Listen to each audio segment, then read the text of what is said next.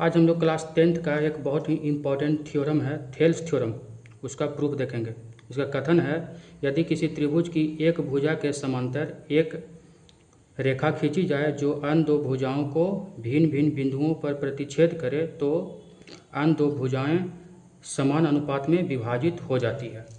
ठीक है, इसमें इसको प्रूफ करने से पहले हम लोग दो कॉन्सेप्ट इसमें यूज करेंगे जो आप लोग पढ़ रहे भी होंगे। त्रिभुज का क्षेत्रफल निकालने के लिए हम लोग फार्मूला का यूज करते हैं 1/2 आधार गुने ऊंचाई।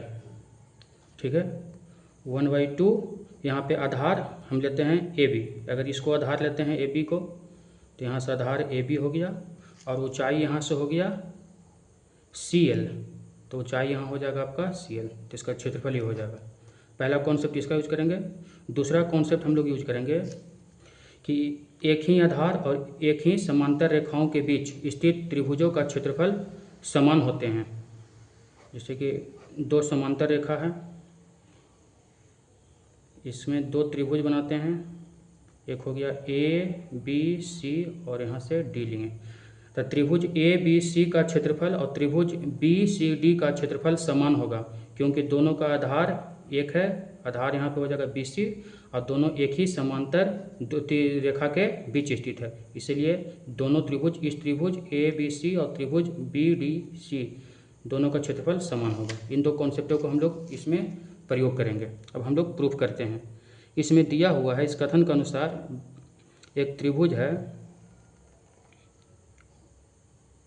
ABC, भुजा BC के समांतर एक रेखा खींचते हैं, भुजा BC के समांतर D और E। ठीक है, D जो है AB पर प्रतिच्छेद करता है और E जो है AC पर प्रतिच्छेद करता है। इसके अलावा हम लोग रचना करेंगे। रचना में हम लोग क्या करेंगे, B को E से मिला देंगे और D को C से मिलाएंगे। साथ ही साथ रचना में और क्या करना होगा, हम लोग D से AD पर लंब बनाएंगे, D से AD पर लंब बना देते हैं और E से AD पर लंब बनाते हैं, नाम दे देते हैं L, और फिर D से AE पर एक लंब बनाते हैं, यहाँ से लंब बना दिए, नाम दे देते हैं M। ठीक है, यहाँ तक हमारी रचना हो गई। अब हम लोग आगे की प्रक्रिया स्टार्ट करते हैं। यहाँ पे अब हम लोग क्षेत्रफल निकालते हैं। किसका क्षेत्रफल, त्रिभुज ADE का क्षेत्रफल निकालते हैं। तो यहाँ पर लिखते हैं area of triangle ADE। Formula होता है क्षेत्रफल का 1/2 आधार गुने ऊंचाई। यहाँ पर आधार लेते हैं AD, आधार लेंगे AD और यहाँ पर ऊंचाई इस त्रिभुज में ले रहे हैं EL, मान लेते हैं इसका समीकरण नंबर 1। उसी प्रकार अब हम लोग इस त्रिभुज में चलेंगे। कौन सा त्रिभुज में, BDE में, BDE त्रिभुज में, और इसका क्षेत्रफल निकालेंगे।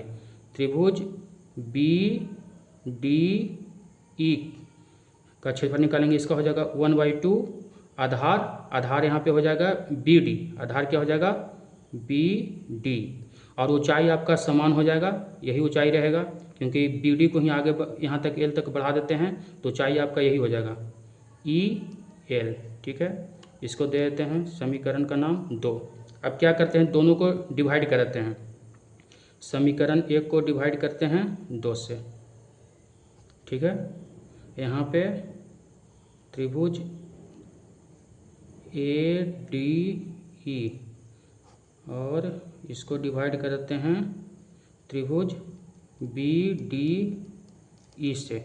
दोनों को डिवाइड कर देंगे, 1/2 हो गया, AD हो गया, यहाँ से EL, ये लिख दिए हैं। फिर इसको लिख देते हैं 1/2 BD गुने EL। अब जो कट रहा है उसको काट देते हैं, E कट गया।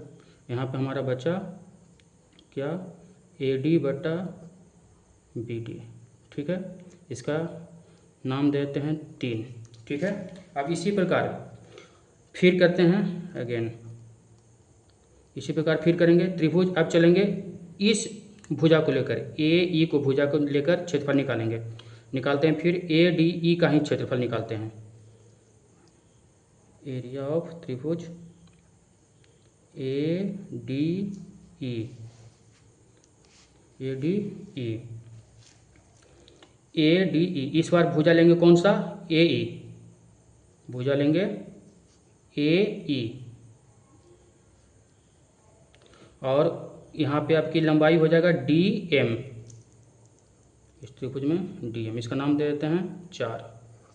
अब इस फिर से चलेंगे डी ई सी त्रिभुज में, कौन सा त्रिभुज में, डी ई सी त्रिभुज में, इसका भी एरिया निकालते हैं, त्रिभुज डी ई सी, ठीक है, हाफ, यहाँ पे आधार हो गया ई सी, आधार हो गया ई सी, और ऊंचाई आपका सेम रहेगा डी एम,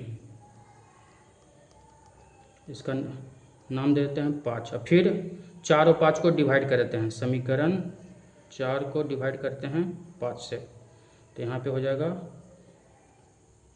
क्षेत्रफल ए डी ई को डिवाइड करते हैं डी ई सी से, दोनों को डिवाइड कर देंगे 1/2 ए ई इंटू डी एम, फिर करते हैं सेम प्रक्रिया वही है ई सी,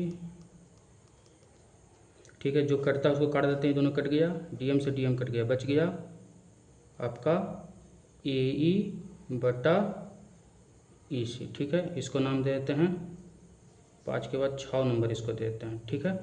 अब यहाँ पे जो हमने बताया था कि एक ही आधार और इस समांतर रेखाओं के बीच जो त्रिभुज बनते हैं उनका क्षेत्रफल समान होता है, तो यहाँ पे आप देख सकते हैं त्रिभुज बी डी ई और डी ई सी, दोनों त्रिभुज का आधार डी ई है और दोनों एक ही समांतर रेखा के बीच है, डी ई और बी सी समांतर रेखा के बीच है, इसीलिए हम लोग कह सकते हैं कि त्रिभुज B D E, B D E का क्षेत्रफल बराबर हो जाएगा त्रिभुज किसका, डी ई सी, डी ई सी।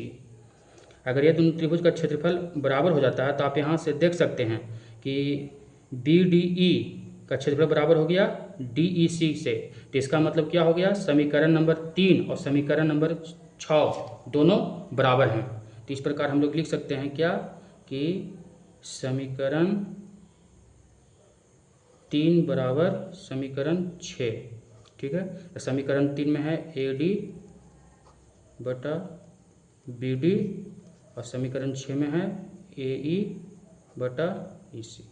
यहाँ से आप लोग देख सकते हैं बहुत ही आसानी से हमने थेल्स थ्योरम को प्रूव कर दिया।